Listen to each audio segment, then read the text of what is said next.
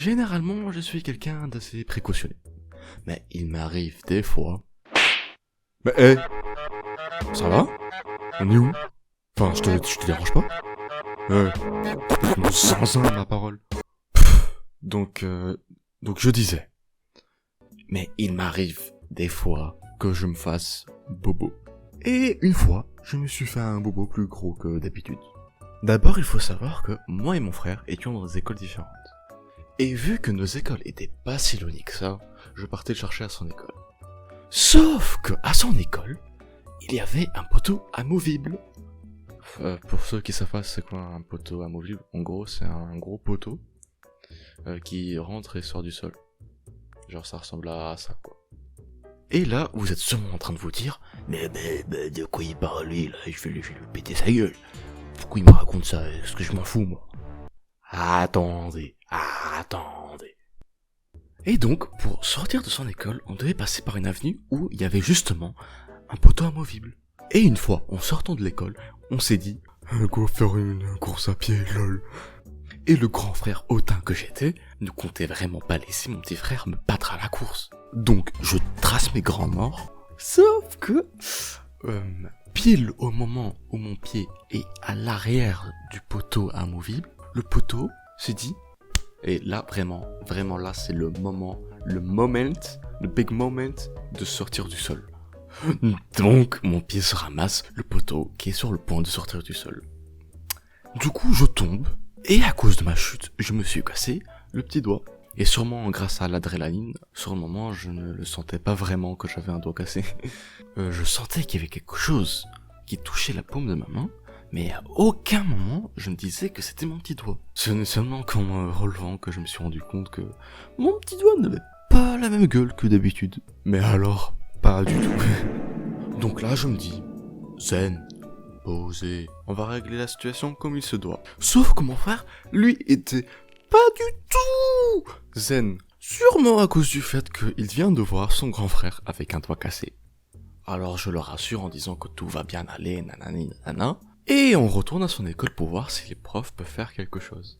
Parce qu'on sait jamais, hein. Si ça se trouve, il y avait un prof qui était prof et secouriste.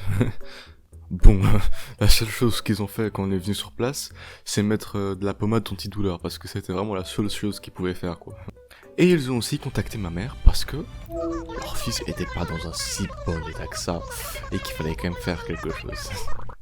Mais bon, à cette heure-là, ma mère était encore au travail.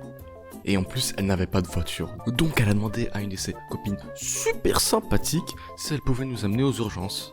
Parce que je vous ai pas dit, l'urgence qui était le plus proche de chez nous était inatteignable en train.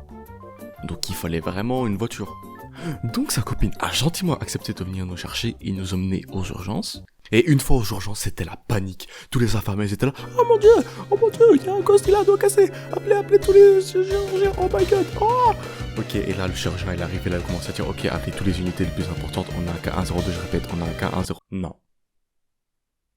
Ce qui s'est vraiment passé, c'est que la dame de l'accueil nous a demandé d'attendre dans la salle d'attente en attendant que le personnel soignant nous prenne en charge. Je sais pas pourquoi j'ai commencé à parler comme ça, ma langue a commencé à fourcher et je me suis dit comment...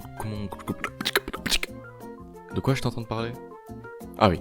Ce qui s'est vraiment passé, c'est que la dame de l'accueil nous a demandé d'attendre dans la salle d'attente en attendant qu'un personnel soignant vienne me prendre en charge.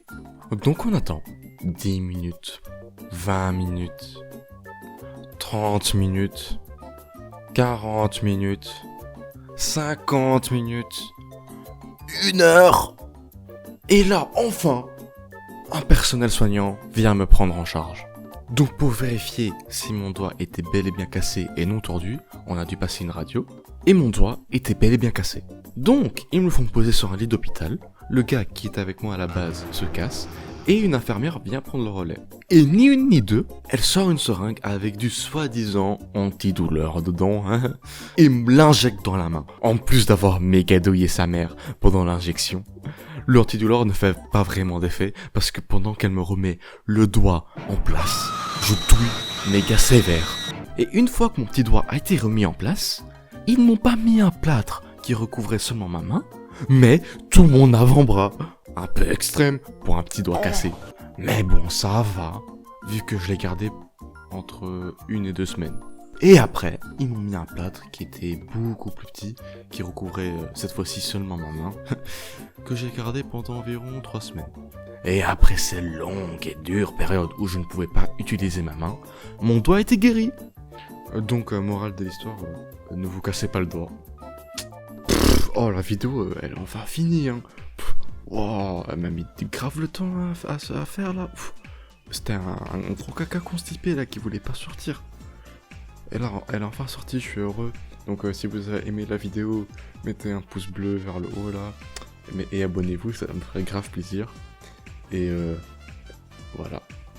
Non, un peu plus sérieusement, comme vous avez pu le constater, la vidéo, par rapport à la dernière vidéo, elle était tellement plus quali. Les dessins, j'ai fait de mon mieux pour qu'elle soit de meilleure qualité. Tout comme l'animation. Dans ma dernière vidéo, elle était quasi inexistante. Et là, j'ai essayé de faire un peu en sorte que ça bouge un peu plus. Et franchement, voir ce résultat-là me fait quand même plaisir. Quoi d'autre? Quoi d'autre? Ah ouais, je suis... je sais pas quoi dire en fait.